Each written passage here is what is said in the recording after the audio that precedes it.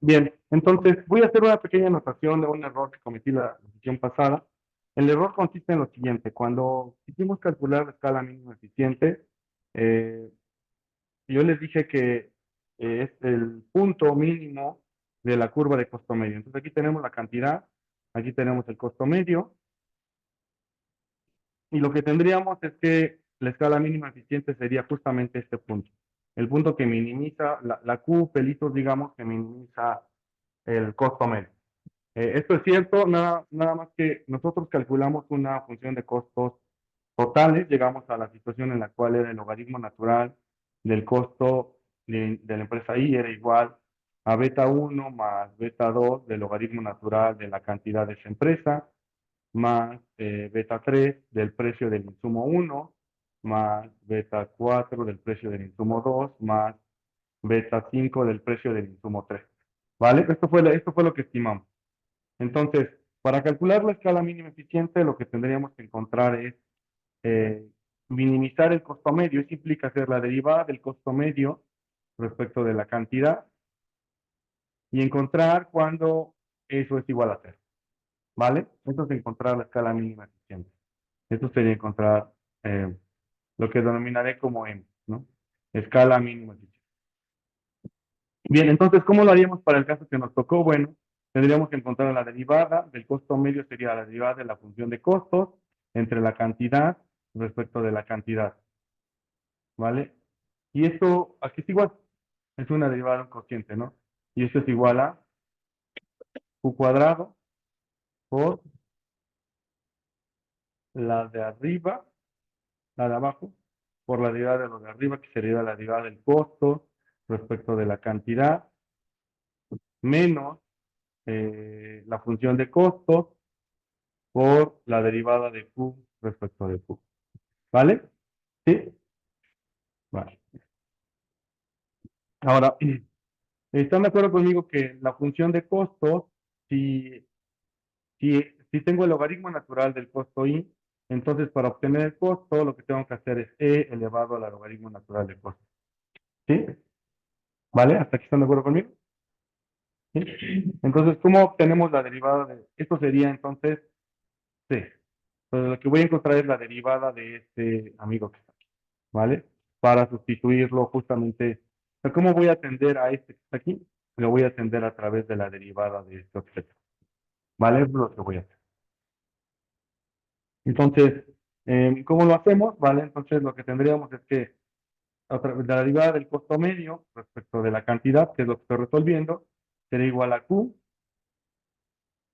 por la derivada de esta ecuación, y esta es una eh, regla de la cadena, es la función original a la logaritmo natural de CI por la derivada de la función de arriba, ¿no? Pero la derivada de arriba es el logaritmo de CI, es toda esa expresión que tengo aquí, ¿no? Toda esa expresión que tengo aquí es el logaritmo de CI. Entonces, la derivada de toda esta ecuación respecto de Q, ¿cuánto es? B2 multiplicado por qué? Por 1 entre Q y, ¿sí? Cuando derivamos todo esto respecto de Q, sería este cociente. Eso sería igual a B2 por la derivada de lo que resta de que es el logaritmo natural de QI respecto de Q. ¿Eso a qué es igual? Es beta 2 igual a 1 sobre, perdón, por 1 sobre Q. ¿Sí? ¿Lo recuerdan? ¿Cuál es la derivada del logaritmo? 1 sobre la variable, ¿no? ¿Vale? Entonces ese muchacho es eso. Entonces, eso lo ocupo aquí abajo. Entonces sería igual a esto por beta 2 por Q. Y aquí me quedaría por la función de costos, que es E a la logaritmo natural de CI, por la derivada de Q respecto de Q, que es 1, básicamente. Ah, no, perdón, 1. Vale. Ah, chico. Bueno, me faltó un signo aquí. Perdón, me equivoqué. Sí, me faltó un signo menos. Menos. Ah, ando muy distraído hoy. Perdón. Mil disculpas. Este es un signo menos. Todo esto dividido entre Q cuadrado. Entonces podemos agrupar términos semejantes. Lo que notamos aquí es que podemos eliminar este con este amigo de acá. Entonces al final lo que nos queda es que la derivada del costo medio es igual a E a la logaritmo natural de CI por beta 2 menos E a la logaritmo natural de CI entre Q cuadrado. Y este beta 2, ¿a qué es igual?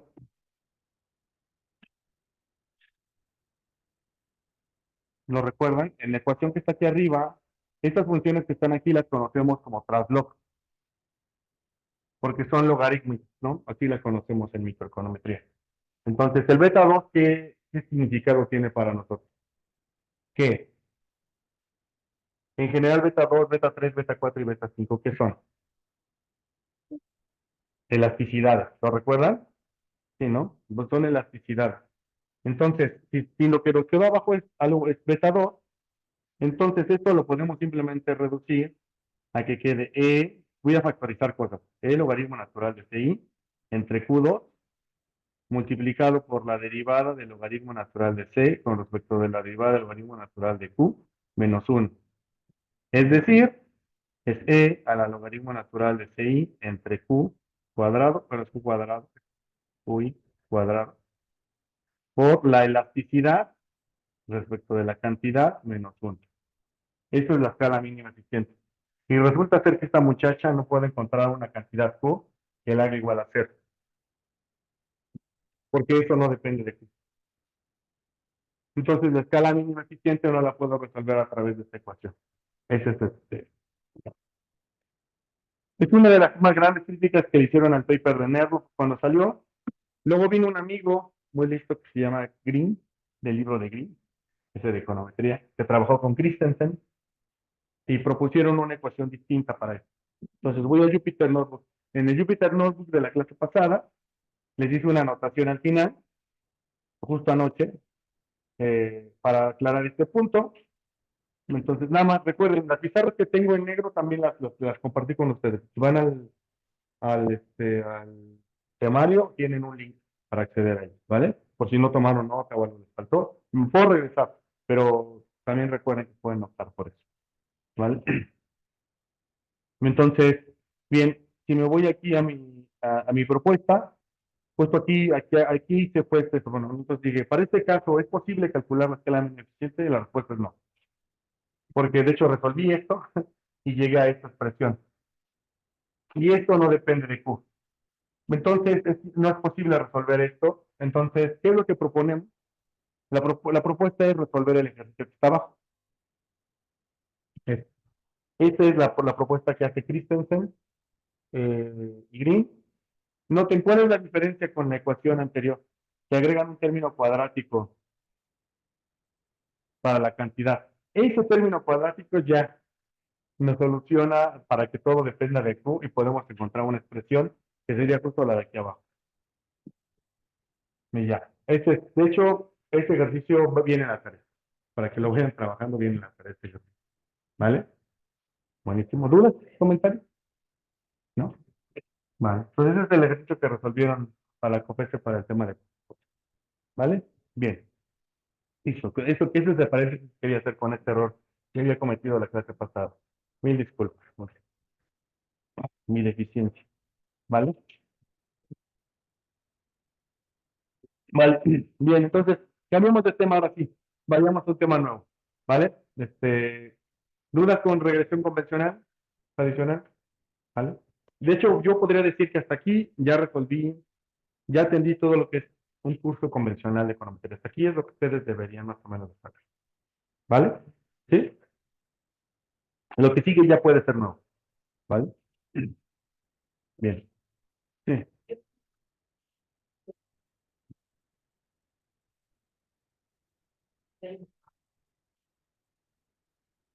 Sí, sí, sí, lo tenemos planeado para este día.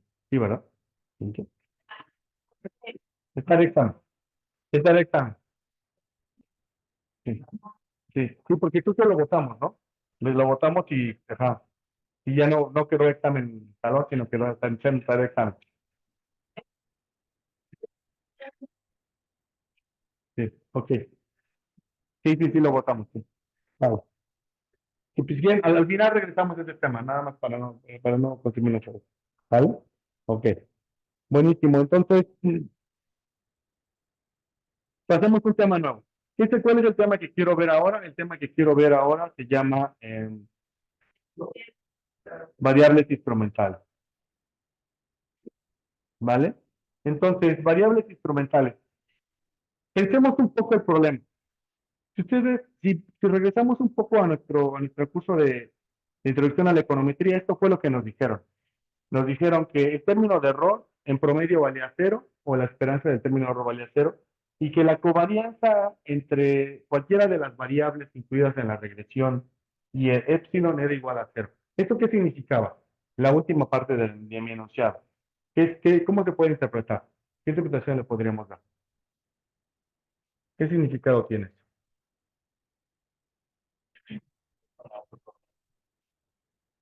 Tiene que ver con la endogeneidad. Casi, cerca. Pero más bien es endogeneidad.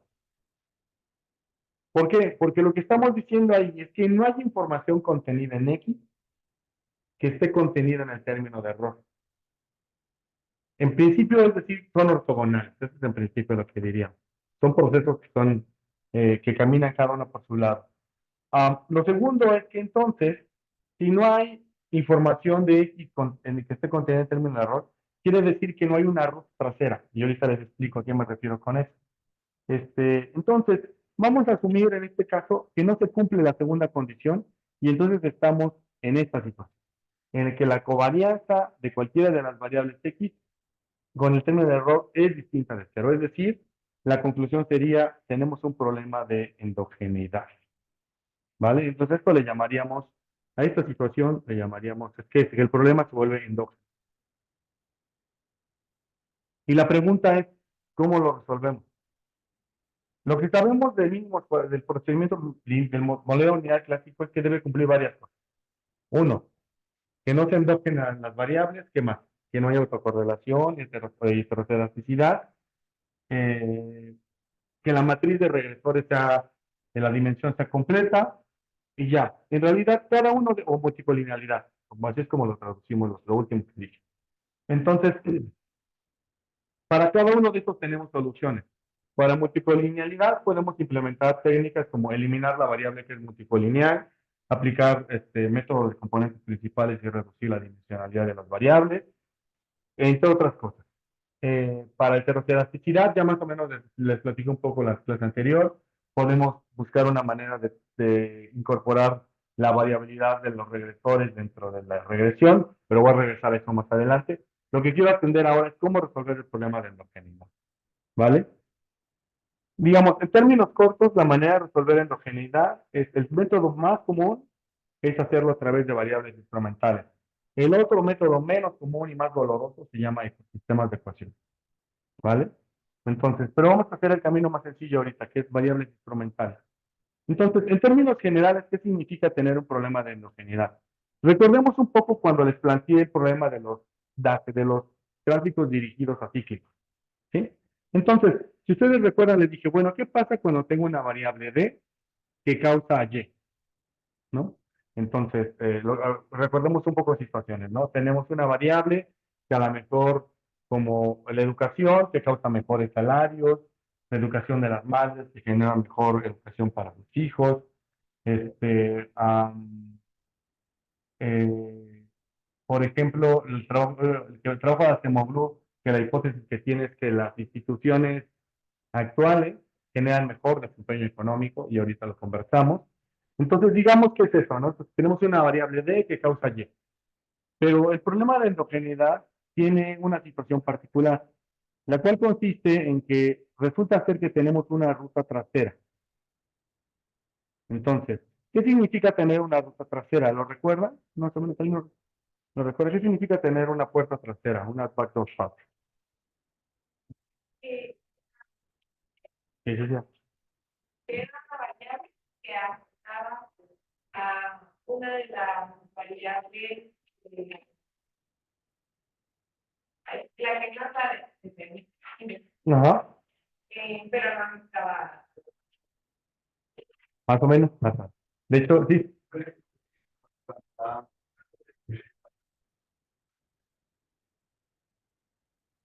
Sí, más o menos, más o menos. Andan muy cerca de las dos explicaciones.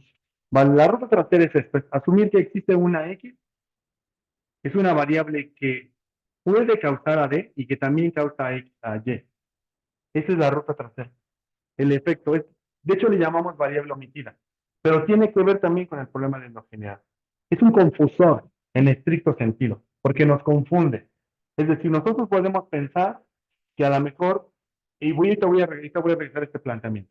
La hipótesis de Acemoglu es que dice que las instituciones actuales, así es como lo planteó, instituciones hoy, causan el desempeño de la economía hoy, ¿sí? Entonces, esto tiene una ruta trasera. ¿Por qué? Porque hay información aquí hay información que puede explicar a las instituciones hoy y también a la economía hoy. Por ejemplo, porque alguien me puede decir, fíjate que yo no creo que las instituciones hoy determinen la economía. Yo de hecho creo lo contrario. Creo que más bien la economía de hoy, determina las instituciones actuales. Es decir, porque alguien me puede contar la historia. Bueno, una economía más fuerte genera una corte más fuerte, genera un gobierno con mayores capacidades. Tiene una economía fuerte, quiere un Estado fuerte que no le cobren derecho de piso, por ejemplo, ¿no? Y alguien me puede decir, no, un Estado que ejerce el monopolio de la violencia genera que la economía se desempeñe de la mejor manera. ¿Por qué? Porque va a evitar que haya cárteles, va a evitar que haya derecho de piso, entonces la economía. Sí, las dos historias son creíbles. Y entonces eso se debe a que hay un factor aquí que no sabemos qué es, ¿sí? Pero que puede explicar a ambas. Entonces, ¿cómo resolvemos esto? Lo resolvemos a través de variables instrumentales. Entonces, lo que propone este método es construir una variable z alterna, que la ventaja que tenga es que z esté correlacionada o que puede explicar a d, pero que no tenga nada que ver con el confusor x. ¿Sí? Entonces, de esta manera, si tú construyes a z, entonces puedes construir, ahora sí podrías construir una historia, digamos, alternativa en la cual z determina y. Y ya, se acabó tu problema. Porque resulta ser que la ruta de ZY es directa. El confusor X ya lo eliminas. Porque el confusor X afecta a D, pero no afecta a Z. ¿Vale? Bien, ¿dudas con este planteamiento? Y ahorita entro más detalles. Vale. Vámonos a Python entonces, para empezar a cargar el dataset que vamos a ocupar. Bien. Entonces, voy a trabajar con la variable que se llama variables instrumentales, y voy a trabajar con el Jupyter Notebook que se llama regresión y variables instrumentales. ¿Vale? Bien, entonces, ah, el paper que vamos a trabajar es este, el de Semoglu, ahí está, es el libro que dio origen es el paper que dio origen a su libro que se llama Why Nations Fail, en español se llama, ¿por qué los países para acá? ¿Sí? ¿Sí lo ubican? Vale, entonces el paper fue el que dio origen al libro, de hecho, muchas de las cosas que se explican en el paper en el libro son como más choreras, entonces más largas, por ahí. Entonces, el paper fue publicado en 2001, es un American Economic Review, o sea, hacemos Blue, tenía que ser un American Economic Review, no podía ser otra cosa. Este, ah, bueno, de hecho, mexicanos hay pocos ahí. Tal vez Eva, Eva es la única que se ahí, tal vez. Este, ya está la dirección. Y bueno, el propósito de la clase es esto. Ahora voy a regresar a esto ahorita. Me voy a saltar esto y ahorita regreso. Vamos a empezar a cargar los datos. Entonces, las bibliotecas que voy a trabajar son estas: NumPy, Pandas, Matplotlib, StatModel, la que se llama Summary Call. Esta que está aquí me va a permitir hacer un resumen de regresiones. Lo voy a conversar un poco más adelante. Y las siguientes, todas las siguientes son algún tipo de técnica que a lo mejor sirve para variables instrumentales. En realidad yo solo voy a ocupar las primeras dos. que las abreviaciones son Instrumental Variables, no me acuerdo qué es IML, creo que es por máxima verosimilitud, pero de ahí no la recuerdo. La segunda es variables instrumentales en dos etapas, que eso sí las vamos a ver directamente. Y las últimas ya no las veo, ¿vale?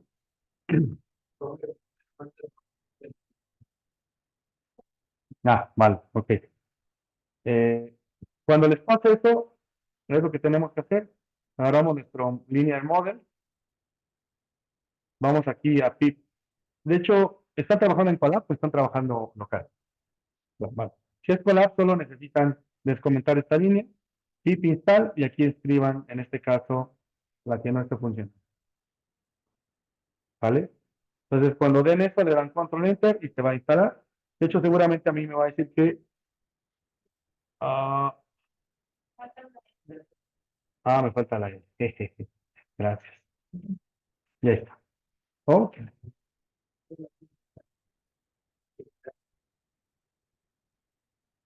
Tal vez el IB no lo necesite. Ahí está. Sí. Es decir, sin el IB. ¿Vale? Entonces, a mí me dice que ya está satisfecho porque yo ya le instalé alguna vez. ¿Vale? Pero ustedes sí deben empezar un proceso de descarga. ¿Sí? ¿Sí está funcionando? ¿No? Voy. Un segundo. Vale. ¿Qué te dice? Igual se le ocurre con sin el IB, el No, marcador. no, pero quítale el gatito de acá, al principio. Sí. En ambas, ¿verdad? No, ¿este es local? Sí estoy Es, trabajando es local. Colab. No, no estás aquí. Aquí. Cuando sea collab, no necesito instalar el de arriba, porque aquí arriba, ahorita les explico. Exactamente, esto funciona. Ok. Nada más aquí un pequeño paréntesis. Para las personas que están trabajando con Jupyter Notebook o Visual Code o cualquier otro intérprete, cualquier otro IDE, tal vez necesiten instalar, cuando la primera vez que ocupen pip, necesiten instalar el de arriba, que es pip install pip. Sí, tal vez, ¿sí? Entonces, nada más, pequeña anotación. Por si van a su casa y luego lo intentan sin collab, tal vez necesiten instalar eso. Pero si no, cuando trabajen en collab, es así como está escrito. ¿Vale? Buenísimo. Entonces, ya voy a comentar esto, ya no lo necesito. Listo. ¿Vale? Ahora sí debe de funcionar esto. ¿Sí? ¿Dudas? ¿Hasta ese punto? Vale, ya, entonces tenemos los módulos para calcular regresiones por método de variables instrumentales. Bien, estos son los datos con los que vamos a trabajar, ahora regresamos a ellos, pero vamos a primero importar los datos. Entonces, la sección anterior les enseñé cómo leer archivos de Stata desde una biblioteca particular que lee archivos de Stata. Ahora lo vamos a hacer con Pandas. Pandas también tiene una opción para leer archivos de Stata. ¿Vale? Entonces, eso es lo que estoy haciendo aquí. Estoy poniendo pandas.readStata y que lea la tabla de datos. ¿Cuál es la diferencia entre este lector y el anterior, el otro? Es que el otro sí permite traer los metadatos, este no. Este solo trae los datos, ¿vale? Pero en realidad a nosotros nos interesan solo los datos. Tal vez los metadatos no tanto, porque en Python no podemos hacer uso de ellos. Entonces, listo. Entonces, le doy importar los datos y, nada más recuerden, en Colab necesitan subir el dataset. ¿Sí? Recuerden, necesitan subir, perdón. Sí. Necesitamos subir el make table 1. Solo el uno. Para este ejercicio sí. Para esta parte sí. Vamos a necesitar, creo que todos, creo, en algún momento. Es que hacemos, es que yo su paper en Stata y tiene una tabla por cada gráfica que hizo. ¿Vale? ¿Dur? ¿Hasta aquí? ¿Todo bien? Vale. Entonces, importamos el dataset y este es el dato que tenemos. ¿Qué datos tengo? Tengo el nombre corto del país, entonces aquí tengo Angola, tengo Argentina, y otros países. De la verdad no me acuerdo la abreviación. Y tengo algunas variables. Por ejemplo, la columna que dice ex colonia quiere decir si ese país fue una colonia o no. ¿Sí? Y es importante para el paper de Acemoglu. Luego regresamos a esto. No me quiero adelantar un poquito. Luego viene la columna que se llama ABX. Es una columna que es un índice de protección a la democracia. Es básicamente un índice que cuantifica cuán probable es que en el país exista una expropiación. ¿Sí? Entonces, si el país es muy propenso a que se puedan expropiar, se considera como que es un país más autoritario y menos democrático. Si el país es poco propenso a que se expropien, entonces se dice que es más sólido institucionalmente. Entonces, esa variable, digamos, es como la variable que vamos a utilizar para indicar qué tan sólidas son las instituciones. Luego, la variable que se llama log GDP, bueno, el logaritmo del PIB per cápita del 95, es el PIB per cápita del 95, y vamos a graficar estas dos columnas. ¿Por qué? Porque son las dos columnas que me van a hacer interpretar uno, desempeño económico, y otro, capacidad institucional. Sí, era más probable que fuera expropiado, si no mal recuerdo. Ahorita lo checamos, pero sí. Entonces, y aquí lo podemos ver, de hecho. Sí, mira, Argentina 6, Angola 5. Bueno, es un paper viejo, es del 2001, ¿no? Tampoco es que... ¿Eh? Es que esos que no tienen, no existe información para ellos. Entonces, es un índice que se construye más o menos, no sé si, tal vez a lo mejor sí lo tienen como en mente, que hay algunas revistas como The Economist, por ejemplo, o algunas organizaciones como la ONU, que tiene como centros nacionales o corresponsales. Entonces, a ellos les pregunta sobre este tipo de situaciones. Así construyen los índices, ¿no? Es un poquito, ¿cómo decirlo?, subjetivo, ¿no? También, sí, depende de quién sea, ¿no? Entonces, por ejemplo, la crítica que le hacen a The Economist es que siempre sale calificado mal México porque todos son propensos a ser como del ala de pensamiento de The Economist. Vale, bien, listo. Ahora vamos a hacer una gráfica, que es justamente la que quiero conversar. Entonces, vamos a trabajar esta gráfica. Entonces, aquí lo que tengo es, estoy graficando el riesgo de expropiación en el eje de las X y el desempeño de la economía en el eje de las Y. Entonces, ¿qué es lo que podemos concluir? Podemos concluir que existe una hipótesis clara de que el índice de hecho es al revés. Qué bueno que me preguntas, el índice se lee al revés. Aquí se ve clarísimo. Entre más alto es el índice, es más sólido la democracia, entre más bajo el índice, es menos sólido. Sí. Gracias por la clase. Entonces, lo que se ve es que entre más sólida sea la democracia, es decir, entre más grande sea el índice, mejor desempeño económico, y entre más bajo sea el índice, menor desempeño económico. ¿Vale? Entonces, la hipótesis de Acemoglu es esta, ¿no? ¿Vale? ¿Duda con la hipótesis de Acemoglu?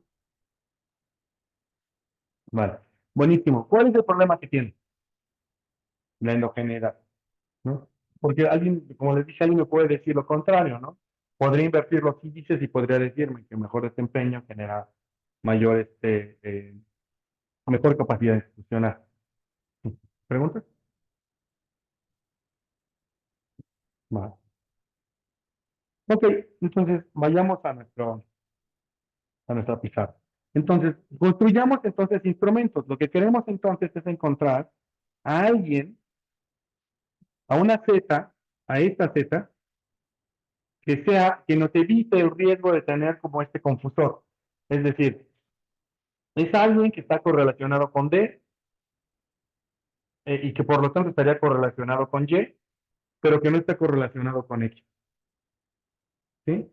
Que aísla De hecho, les puedo adelantar. ¿Cuál es la propuesta de Acemoglu? ¿Qué es lo que propone Acemoglu como instrumental? Dice, bueno, la tasa de mortalidad de los primeros colonizadores. La historia de Acemoglu dice, los primeros colonizadores establecieron un conjunto de instituciones que transcurrieron durante el periodo colonial, pasaron el periodo de independencia y son la base de las instituciones actuales de muchos países. Entonces, su análisis se reduce. Uno de los primeros sesgos que le podemos criticar a Semoglu es que su análisis está reducido solamente a los países que fueron colonizados. ¿Sí? No tenemos un contrafactual respecto de aquellos, eh, no podríamos compararlo respecto de aquellos que no fueron colonizados porque no tendríamos ese instrumento, ¿vale? Entonces, seguramente una mejora de este trabajo sería algo así, pero el tema es encontrar a Z. Ese es lo difícil. ¿Vale? Entonces, aquí está la gráfica que acabamos de conversar. Eh, Listo. Vale, entonces, bien, entonces caractericemos a Z. ¿Quién va a ser Z? Z debe de cumplir, esta es mi lista mi lista de los reyes magos. Z debe de ser una variable que no está relacionada con el error, es decir, la covarianza que existe entre Z y el epsilon no existe. Eso es equivalente a la relación que exista, a que no exista el factor confusor. Eso es equivalente. Luego, ¿por qué lo digo? Vale, esto a lo mejor es importante decir. ¿Cómo hacemos una regresión? Una regresión la hacemos como y igual a x por beta más epsilon. Entonces, si resulta ser que la covarianza de x con epsilon es distinta de cero, implícitamente lo que estamos diciendo es que la covarianza de x con y es distinta de cero. ¿Están de acuerdo conmigo? Sí, ¿no? Porque epsilon tiene, epsilon es igual a y menos x por beta, ¿no? Entonces, implícitamente estamos diciendo esto. Vale, entonces, cuando logramos eliminar esto, cuando logramos construir una z que cumple con que la covarianza entre z y epsilon es distinta de cero, entonces rompemos esta cadena, ¿vale? Esa es la propuesta. Entonces, encontremos a una z que no está correlacionada con el término de error. Entonces, esa es la propuesta de Acemoglu. Acemoglu dice, la tasa de mortalidad de los primeros colonizadores ya no está correlacionada, ya no es endógena. Ese es el punto. Es decir, ya no me pueden contar la historia de que el desempeño económico hoy determina la tasa de mortalidad de los primeros colonizadores. ¿Vale? Entonces, así debemos pensar en esa lógica. O sea, si tenemos un problema de endogeneidad en la cual las instituciones actuales son endógenas con la economía actual, porque la economía actual también puede explicar a las instituciones actuales, encontremos una proxy para las instituciones actuales. ¿Quién es esa proxy? Las instituciones viejas. ¿Quiénes son las instituciones viejas o pasadas? Son la tasa de mortalidad de los primeros colonizadores. Esa es la idea. ¿Vale? Buenísimo. Entonces, luego, lo segundo que debemos pedir al instrumento es que debemos de poder expresar esto. Es decir, lo que tengo en esta ecuación es toda la información, es decir, X se debe de poder descomponer en la correlación que tiene la misma X con otros regresores y la correlación que tiene con Z. Muchos de los regresores van a tener información que está correlacionada entre ellos. Si ustedes revisan sus regresiones, casi siempre hay un grado de multicolinialidad, ¿no? Es decir, cuando pensemos en una ecuación de salarios, en la que incluyamos la educación, los años de educación y la edad, seguramente va a estar altamente correlacionado los años de educación con la edad. ¿Sí? Porque las personas más grandes tienen más educación normalmente. ¿Sí? Alguien muy joven de 17 años tendrá poca educación porque a lo mejor solo terminó el bachillerato, ¿no? Entonces, por eso tendrá poca educación. Bien, entonces, eso es lo que estamos asumiendo, que es posible hacer esto. Ahora, eh, lo que es cierto es que estamos asumiendo que Z no necesariamente puede ser una variable, puede ser un conjunto de variables, ¿sí? Puede haber un conjunto de instrumentos. Muchas cosas pueden ser instrumentos. De hecho, si ustedes observan con cuidado, el output destaca, es un poquito, abusa de esto porque de hecho dice que los instrumentos son todos estos. Porque, y ciertamente tiene razón, porque en estricto sentido estamos instrumentando a X. ¿Y cómo estamos instrumentando a X? Con Z más la información que tiene de las otras variables, porque no la queremos perder. Es decir, cuando quitemos a X la que es endógena de la regresión, no simplemente la sustituimos por Z, sino que tenemos que incorporar en la regresión la información de X que no está correlacionada con el término de error, pero que sí está correlacionada con las otras variables X, para no perder por información omitida. ¿Sí? Vamos a ver, voy a tratar de esquematizarlo de esta manera. ¿Qué es lo que estoy diciendo ahí? Asumamos por un momento que tengo una regresión que es de este estilo. Uy.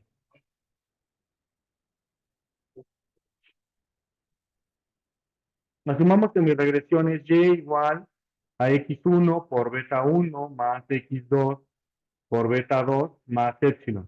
Asumamos por un momento que x1 es endógeno, entonces que la covarianza de x1 con epsilon es distinta de 0. Entonces x1 es endógeno, ¿vale? Entonces, variables instrumentales no es simplemente tomar a z y sustituirlo por x1. Es decir, porque mi tentación sería, en lugar de x pongo z y ya. Y pongo esto x2 por beta más epsilon. Y yo podría decir esto ya es una regresión que no tiene endogeneidad. Ciertamente ya no tiene endogeneidad. Pero ¿qué es lo que perdí aquí? Perdí información de x1 que a lo mejor está correlacionada con x2 que sí aporta y. Entonces no puedo simplemente quitarlo. Entonces, ¿a quién voy a agregar en lugar de x1? Voy a agregar a la combinación lineal de x2 más f. Por eso es que mi propuesta de instrumento es todo lo que está aquí en este cuadrito verde. Es decir, ¿cómo voy a instrumentar a x? La voy a instrumentar con la información de la correlación que tiene esa variable endógena con las demás variables más el instrumento. Y de esa manera puedo evitar perder información. ¿Vale? ¿Dudas con este planteamiento? ¿Claro? Excelente. Bien. Entonces, bien.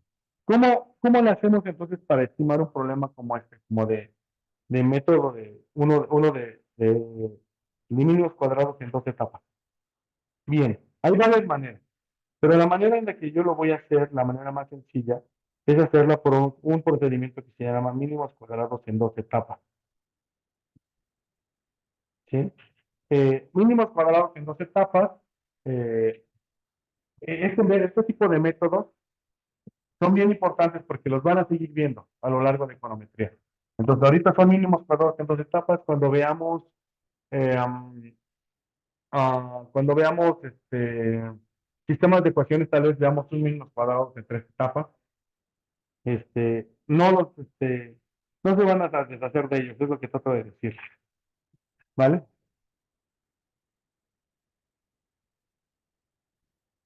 Ok,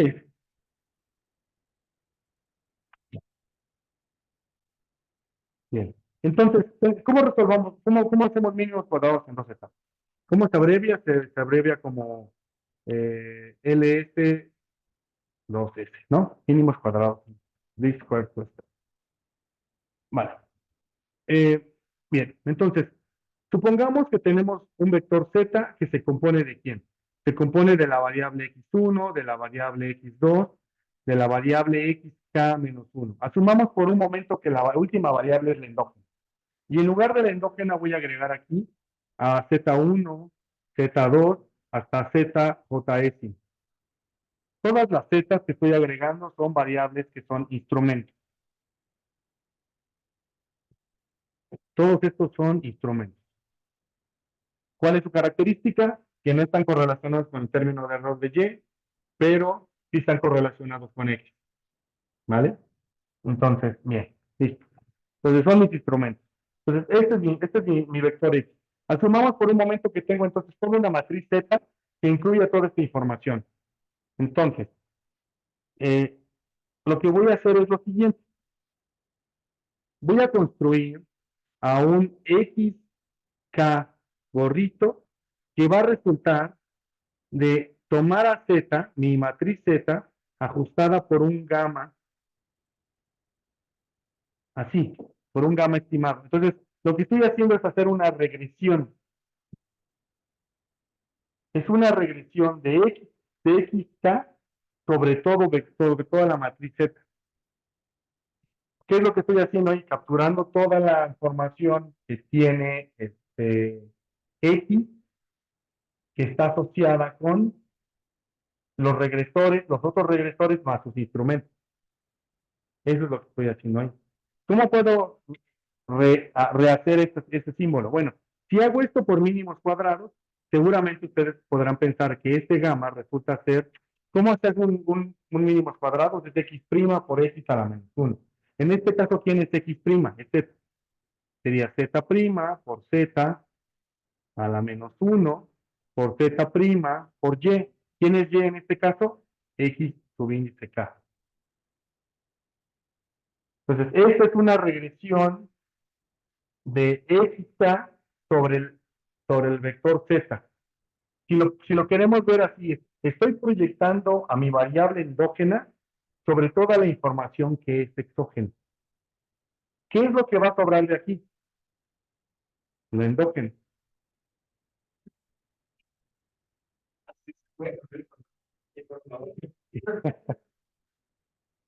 Lo voy a cambiar, sí, perdón, me hubieran dicho esto. Lo siento, sorry. Lo voy a escribir aquí abajo, ¿vale? Sí. Ah, ya. Desde ahí me hubieran dicho. Aquí dice instrumentos. Sorry, mi disculpa. Es que seguramente las que están en línea sí lo pueden ver, pero ustedes no. Por eso no escuchan. Vale, buenísimo. Vale, lo voy a reescribir. Mil disculpas por mi falta de clósura. Entonces, es X, lo que estoy haciendo es modelar a X como una regresión, donde gamma gorrito es igual a la proyección, porque esto al final de cuentas regresión es una proyección. Entonces estoy proyectando a XK, a esta muchacha, la estoy proyectando sobre las variables instrumentales. ¿Quiénes son las instrumentales? Es Z más las otras variables. ¿Sí? Entonces, ¿aquí qué es lo que sobra? La parte endógena. Aquí ya no hay endogeneidad. ¿Sí? Aquí ya no la hay. Se perdió. ¿Por qué se perdió? Porque aquí ya no hay correlación, ya no hay. Todo lo que era endógeno quedó fuera. Quedó en el término de error, sí, de esta regresión, pero quedó fuera. Eso es lo padre. Bien, ¿dudas hasta aquí? A esto le podemos llamar, ¿qué cosa? Como la primera etapa, el paso 1. Paso 1, estimo una regresión de X. Paso 2, ya que tienes una nueva XK, digamos que está corregida por endogeneidad, noten que todos los métodos que solemos utilizar para corregir problemas como heteroscedaticidad o endogeneidad consiste en generar un nuevo set de variables que están corregidas. Eso es lo que estoy haciendo, estoy corrigiendo. Entonces, mi nueva regresión entonces ahora sí sería sencilla. Sería Y es igual a X por beta. Pero esta X no es cualquier X, le voy a poner X pelito. Porque esta X ya es una X ajustada. Esta X pelitos es simplemente X1, X2, así hasta XK, pero no es cualquier XK. Es mi XK que estimé en el paso anterior. Y eso es la que estoy incluyendo como regresor. Y este es el paso 2.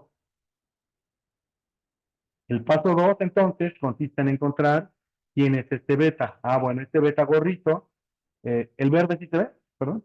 El verde, si ocupo el verde sí se ve. Entonces, el beta sería igual a X pelitos traspuesto por X pelitos a la menos 1 por X pelitos por Y. Y se acabó así de sencillo.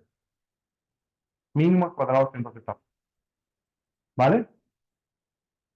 ¿Dudas? ¿Hace sentido? Vale, buenísimo.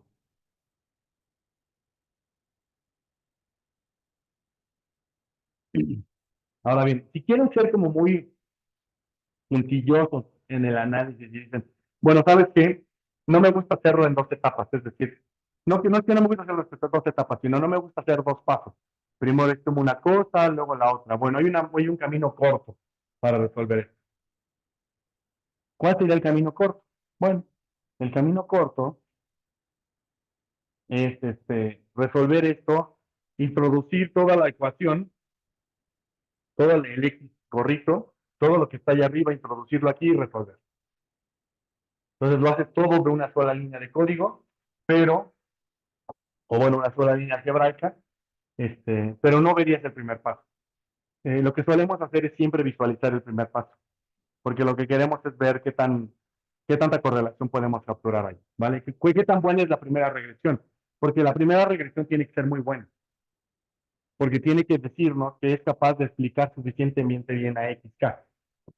Si la primera regresión no es suficientemente buena para explicar a XK, tal vez nuestros instrumentos no sean suficientemente buenos, ¿vale? Bien, buenísimo. Vámonos a Python para resolverlo ya en código, ¿vale? ¿Dudas, comentarios? Dijo que una de las presentaciones es Ah, justo a eso vamos. Ahí, yo. Ah, bueno, una cosa, antes de. Sí, ahorita, guárdame esa pregunta ahorita, antes de cambiar acá. Ah, una cosa más. Ya de una vez que estimamos esto aquí, todo lo demás que sabemos hacer se puede hacer. ¿Qué cosa? Varianzas, covarianzas, pruebas de hipótesis, todo se puede hacer con esto. Todo, absolutamente todo. Entonces, por ejemplo, ¿cómo sería la varianza de beta?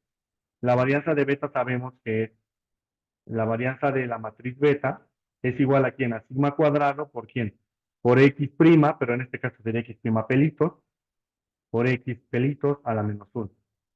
¿Sí? Tal cual sería la misma. Entonces, ¿quién sería nuestro estimador de la varianza? Pues el mismo. Nuestro estimador de la varianza sería e prima por e entre n menos k, y eso implicaría simplemente hacer como y menos x por beta, pero x pelitos, traspuesto por y menos x pelitos por beta. Tal cual lo que sabemos hacer, funciona. ¿Qué es lo único que cambió? ¿Cómo construimos a x pelitos? Esa es la diferencia. Todo lo demás funciona. Todas las demás pruebas de hipótesis, test, pruebas globales, todo, absolutamente todo funciona tal cual. ¿Vale? Buenísimo. Vale, entonces me voy a Python. Entonces, ya que sabemos qué es variables instrumentales, y ahorita regresamos a la pregunta que tenía, ahora sí me voy a regresar aquí arriba a la narración de qué es lo que vamos a hacer. Entonces, bien. Entonces, el paper de Acemoglu tiene tres premisas. Y son premisas duras, de hecho, son complicadas, son difíciles de cumplir. Dice, la primera premisa es que, bueno, existen diferentes tipos de colonización. Seguramente eso le surgió, ¿no? Es decir, la colonización inglesa que ocurrió en Estados Unidos no es equiparable a la colonización española que hubo en México, o a la francesa que hubo en una parte de África. ¿Sí? ¿Cuál es la principal característica que tuvieron las colonizaciones, por ejemplo, la española y la francesa en África? La española en México, concretamente. ¿Cuál querrían que es la principal característica que tienen esa respecto de la colonización inglesa? Eso y qué más. Ajá, es interesante, sí, cierto. ¿Qué más? Sí. ¿Y por qué razón no la mataron? Ajá. ¿Y eso cómo lo traducirías en términos de economía política? Que es una sociedad extractivista, ¿vale? Entonces, es algo bien interesante porque Acemoglu lo que dice es, depende de quién te colonizó. Si te colonizó alguien que solo estaba extrayendo recursos, y, introdujo instituciones extractivistas. Si te colonizó alguien que tenía una lógica más de establecer, replicar el modelo de su país en otro lugar, estableció instituciones más de otro tipo, menos extractivistas. ¿Por qué? Porque lo que estaba esperando era que la sociedad que se estableciera en aquellos lugares, sobre todo con la eliminación mucho de los nativos, digamos así, eliminación en términos, así le decimos, en realidad, pues abrumadora, pero bueno, es una cosa terrible, estaban bajo otra lógica, ¿sí? Entonces, digamos, Acemoglu reconoce todo esto en su trabajo. Dice, entonces tenemos estados extractivistas que no establecieron nada, o sea, es decir, que solo dedicaron a establecer instituciones que se comunicaran digamos, con el país que colonizó para transferir recursos, pero no mantuvieron ningún tipo de Estado de Derecho local, ¿vale? Luego, segunda premisa que tiene, bueno, es que, que tiene que, bueno, luego, la segunda premisa es, David dependía de factores climáticos. Es decir, no era tan fácil colonizar. El ejemplo que pone es que en África los colonizadores se morían por enfermedades a las cuales no habían sido expuestos en Europa. Y entonces era difícil establecer. Entonces tampoco, digamos, hay otros factores que impidieron que se establecieran los primeros colonizadores, que tenía que ver con la incapacidad de poder establecer. Y bueno, la tercera hipótesis, que es la más difícil, la que menos le creyeron a Semmelweis cuando escribió el paper, es que las instituciones coloniales prevalecen hasta el día de hoy. Yo digo, después de ver este país, yo sí le creo, ¿no? Entonces, vale, listo. ¿Dudas con las premisas de ese módulo? Vale, vale, entonces eso es como lo que plantea él. Bien, ahora, ¿cuál es la hipótesis? La hipótesis de trabajo es esta. Él dice, es la tasa de mortalidad de los colonizadores fue determinante para las instituciones, eso a su vez fue determinante para las primeras instituciones, porque a su vez es determinante para las instituciones actuales, no en términos cortos de palabras, ¿vale? Vale, bien, entonces eso es lo que vamos a trabajar aquí, ¿vale? Bien, entonces vayamos ahora sí, aquí. Ya pasamos nuestro gráfico, vamos a hacer entonces, primero hagamos una regresión sencilla, ¿no? Entonces, primero voy a voy a practicar con ustedes una nueva forma de extraer datos. Eh, Anteriormente lo había hecho de otra manera, es decir, había utilizado el nombre del data frame, abría bracket y ponía el nombre de las columnas que quería extraer. Esta es otra forma de hacerlo. Lo que estoy haciendo aquí son varias cosas a la vez. Tomo el data frame 1, le digo drop NA, es decir, va a eliminar todos los NA, pero únicamente que sean NA de estas dos columnas. ¿Sí? Si hay NAs en otras columnas, no va a importar. ¿Sí? Solo va a eliminar los NAs que estén asociados a estas dos columnas y ese es el dataset que voy a trabajar. Eh, pero noten que en las demás columnas sí va a haber NAs, pero solo en estas dos no. Bien. Luego, lo segundo es me voy a quedar en la columna que dice base eco 1, que es justamente con lo que trabajó él para, para su estimación, que son los países que cumplían con sus premisas. ¿No? Bueno, ahora bien, hagamos una gráfica que es, esta es la gráfica, la réplica del gráfico que hizo Removo en su paper, que es básicamente a la que quiero llegar es esta gráfica. Es una gráfica con etiquetas, ¿vale? Entonces, esta es complicada, ¿vale? No es trivial hacer. Entonces, bien, lo primero que voy a hacer es definir quién es X y quién es Y. X es la columna que se llama promedio de expropiación, promedio de riesgo de expropiación. La segunda Y es el logaritmo del PIB per cápita del 95. Entonces voy a guardar primero los labels. Entonces voy a tomar la columna que se llama short name, la voy a guardar en un objeto que se va a llamar label. Entonces aquí están los nombres cortos, los estoy guardando en este objeto. Y lo que voy a hacer es lo siguiente. Primero voy a definir una figura que voy a utilizar matplotlib y le voy a decir que utilice la función subplot. Luego, quiero que haga un scatter y el scatter que lo haga entre X y Y y con un marcador que esté vacío. No va a tener marcador. Entonces, de hecho, si podemos hacer esto, podríamos copiar este código hasta aquí y debería funcionar. ¿Y por qué se ve así? ¿Eh? No, los datos ya están definidos.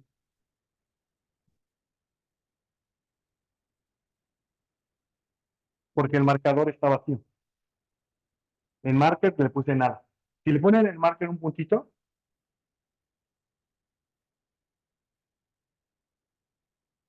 se va a dibujar. O sea, el plot ya está ahí. Lo que pasa es que yo en el marcador le puse nada. Dije, no le pongas nada.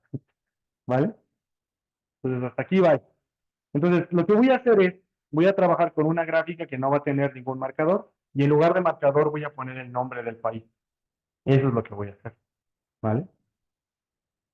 Bien, lo recorto esto. Bien, ¿a eso cómo lo voy a hacer? Lo voy a hacer con un for. Bien, entonces lo que voy a hacer es esto. Para cada uno, y es cada uno de los labels, cada uno de los nombres. Para cada uno de los nombres, te quiero que haga lo siguiente. Quiero que ubique el label, que ubique la posición, la coordenada XY y que lo ponga. Eso es lo que está haciendo acá. Con AX annotate. Lo que está haciendo es, hace una anotación con el nombre respectivo del label. Entonces, igual podemos hacerlo lo mismo. Podemos cortar este pedazo de código. Abrimos aquí una celda aquí arriba. Ejecutamos ese pedazo de código. Y hasta aquí ya están los labels. ¿Vale? Bien. Luego, ¿qué más le agrego? Ahora lo que voy a hacer es agregarle una línea que vaya desde que es una recta básicamente, es lo único que le voy a agregar. Y copio la recta, la agrego aquí, y ahí está. Le pongo una recta, ¿vale? Hasta aquí vamos bien, ¿hace sentido todo? Y por último, simplemente le pongo los límites. Entonces, por ejemplo, el eje X quiero que vaya desde 3.3 hasta 10.5.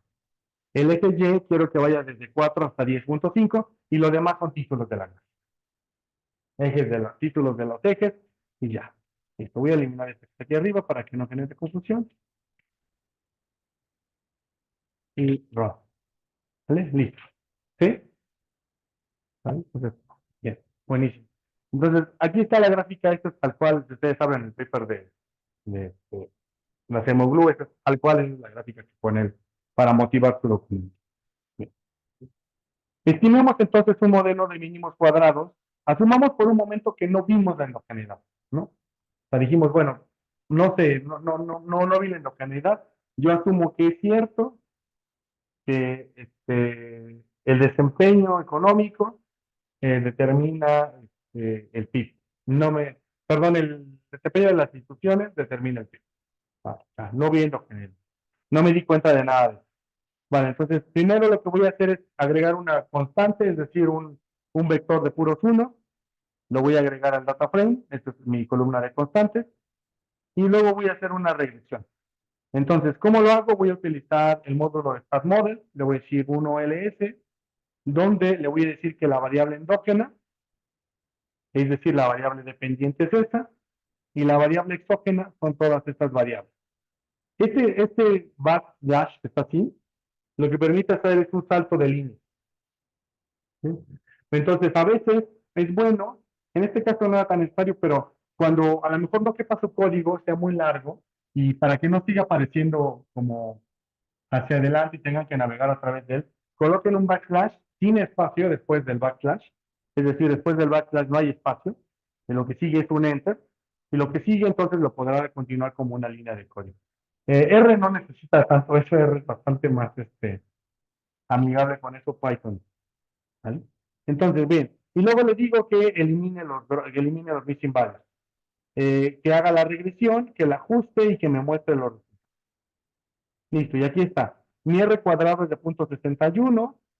Me dice que en promedio, ¿qué es lo que yo podría interpretar aquí? Que en promedio, cada punto de índice que gano por protección de las economías, de la protección a la democracia, se incrementa en medio punto el PIB per cápita, el logaritmo del PIB per cápita. ¿Sí? Es una relación positiva significativa. Eso es lo que me diría esta regresión. Un R cuadrado de 0.61, una prueba global que pasa la prueba, ya, listo, ¿no? Es una regresión convencional. Bien, los que son institucionalistas me dirían que un R cuadrado de 0.61 es altísimo, buenísimo. ¿Quiénes son institucionalistas? Es la gente que hace mucho economía política, no economía política baja, sino más bien como, ¿quién es un investigador relevante en esto? Déjenme ver. Ah, bueno, es que, bueno, sí, sí. Aparicio, que está en el CIDE, por ejemplo, que hace relaciones de votos y economía, por ejemplo, también. La gente que hace esto, vale, son institucionalistas. Entonces, para ellos, R cuadrados de más de 0.5 ya son. Y es cierto, porque es muy difícil tratar de explicar fenómenos sociales, ¿vale? Bien, buenísimo. Bien, entonces, ¿qué es lo que voy a hacer ahora? Voy a tratar de predecir cuál es por ejemplo, cuál es el valor que le hubiera dado de PIB per cápita para el promedio de los datos. Esto lo hago con este valor y me da que es 6.5. Eh, bien, listo. Ahora voy a hacer un plot para trazar mi recta de regresión a lo largo de los datos. Lo voy a hacer con esta. Eh, Simplemente lo único que hago es lo mismo. Tomo el dataset, tomo digamos, el dato el promedio de expropiación, y tomo de los resultados, tomo el predict y lo grafico y lo agrego a una gráfica que incluye los datos originales y se ve de esta manera. Entonces mi recta de regresión son los puntos azules, los puntos naranjas son los datos originales. ¿Vale? Bien. Ahora vamos a agregarle más variables.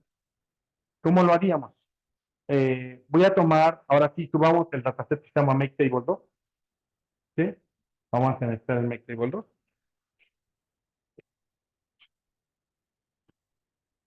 Si lo suben, se ve más o menos de esta manera el dataset. Y bien, ¿qué es lo que voy a hacer aquí? Voy a hacer varias regresiones.